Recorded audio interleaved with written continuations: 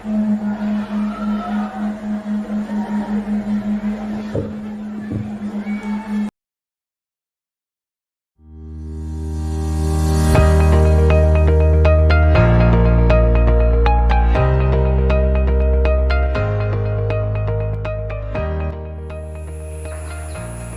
saudara dan saudari yang terkasih, saya Bapak Uskup Aloysius Murwito, Uskup Keuskupan Agats Asmat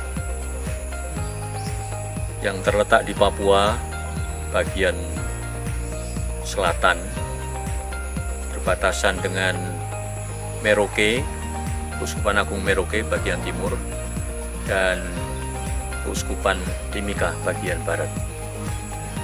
Satu wilayah yang seluruhnya merupakan dataran rendah sekali sebetulnya.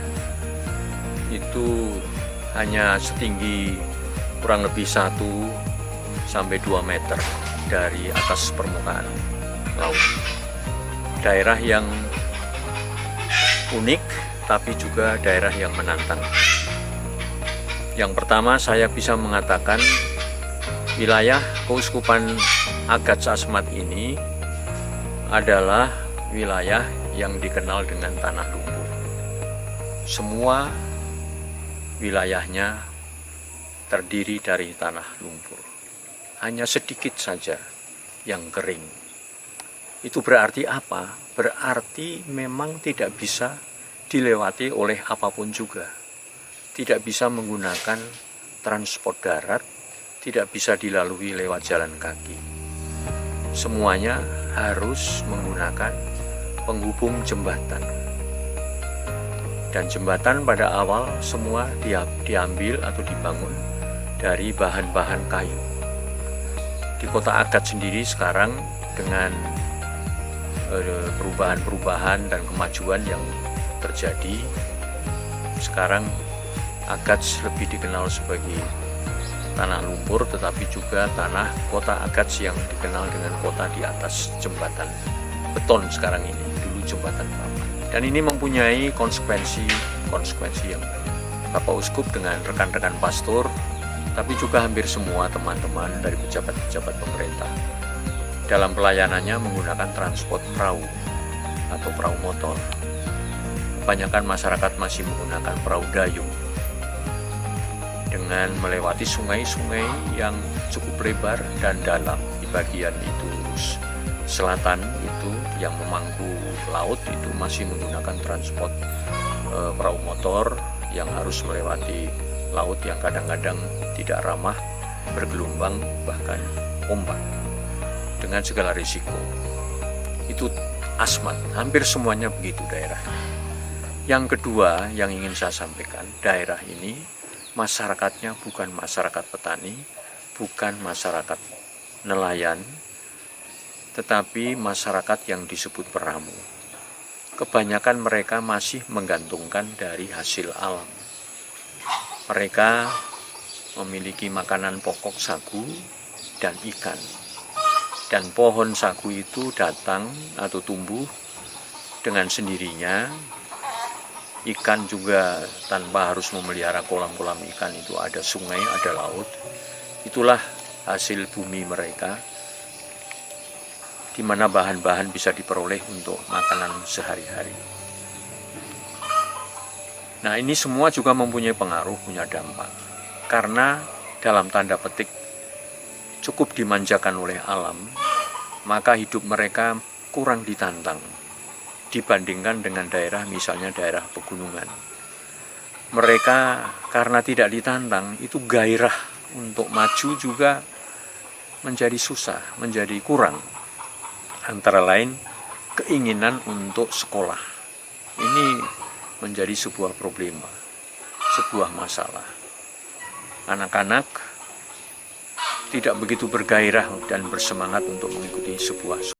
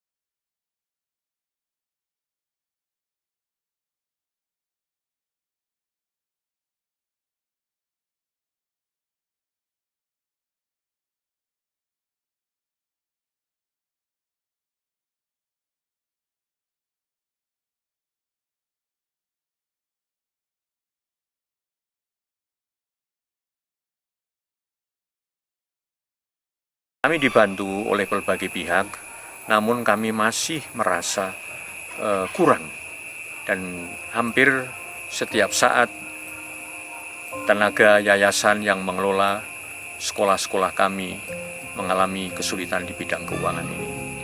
Pada kesempatan ini kami mengetuk hati Bapak Ibu, teman-teman, barangkali bisa ikut berpartisipasi untuk memajukan anak-anak kita supaya tidak ketinggalan dibandingkan dengan teman-teman yang lain. Bagaimana menggairahkan anak-anak, menyadarkan orang tua, dan juga meningkatkan kualitas guru-guru agar supaya semakin tepat dalam pendampingan dan pengajaran-pengajaran mereka. Yang kedua yang ingin saya sampaikan juga ialah dalam bidang sosial ekonomi. Bidang sosial ekonomi juga masih rendah. Tadi saya sampaikan bahwa cara hidup masyarakat saudara-saudara kami dari Asmat ini adalah peramu. Tetapi sesungguhnya kalau dilihat dari sudut kesehatan, cukupnya makanan, kok saya memikirkan masih jauh daripada harapan. Saya sempat bersama dengan teman-teman mengajak teman-teman ini untuk mengunjungi rumah, dari rumah ke rumah, 2 stasi, 2 kampung. Kami bagi, lalu kami kunjung, dan kami melihat langsung rumah dari saudara-saudara kita ini. Mereka tidak mempunyai satu bekal cadangan untuk makan hari berikutnya. Jadi mereka ini barangkali karena cara hidupnya baru berusaha, kalau sungguh-sungguh itu perutnya kosong dan sebagainya, baru mencari. Tetapi makanan, cadangan makan yang berkesinambungan yang selalu ada untuk 1-2 hari, ya mungkin ada sagu, tetapi setelah itu kalau sagu, pangkur sagu di hutan dan hanya cukup 2-3 hari, setelah itu kosong, dan kalau mereka tidak segera pergi, ya berarti memang dapur tidak ada cadangan makanan. Ini yang saya lihat, bagaimana menciptakan satu keadaan di mana mereka makanannya berkecukupan dan berkesinambungan. Ini menjadi sebuah tantangan juga bagi kami.